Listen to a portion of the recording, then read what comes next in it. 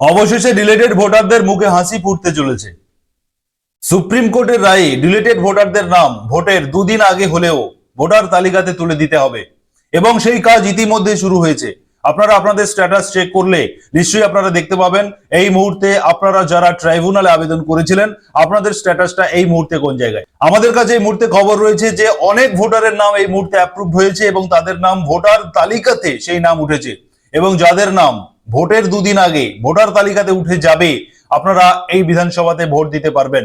সেই বিষয়ে supreme court থেকে ক্লিয়ার ইনফরমেশন দেওয়া হয়েছে যে ট্রাইব্যুনালে যারা আবেদন করেছিলেন আপনাদেরকে ধাপে ধাপে নিষ্পত্তি করা হচ্ছে আপনাদের ডকুমেন্টের ভিত্তিতে। তবে সবার নাম এই ভোটের আগে নিষ্পত্তি হবে কিনা বা ভোটার তালিকাতে উঠবে কিনা এটা নিয়ে রয়েছে প্রশ্নচিহ্ন।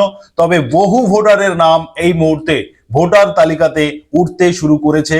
আপনারা চাইলে আপনারা সাবমিট অ্যাপিল অপশনে গিয়ে অথবা voters.eci.gov.in এই অফিসিয়াল ওয়েবসাইট থেকে আপনারা আপনাদের ভোটার আইডি নাম্বার এন্টার করে দেখে নিতে পারেন যে আপনার নাম ভোটার তালিকাতে উঠলো কিনা। এই বিষয়ে মাননীয় মুখ্যমন্ত্রী মমতা বন্দ্যোপাধ্যায় কি জানিয়েছেন শোনাবো আপনাদেরকে।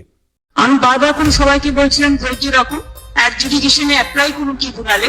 আজকে সুপ্রিম কোর্ট অর্ডার দিয়েছেন যাদের নাম আছে ট্রিব্যুনালে, মানে যারা অ্যাপ্লাই করেছেন যাতে ওরা ভোট দিতে পারে, যাদের নাম বাদ দিয়েছিল। I am so happy and I am proud of my judiciary. এবং আমি নিজেকে স্কুল আমার কেসের উপর মামাটি মানুষ জিন্দাবাদ, মামাটি মানুষ ধন্যবাদ।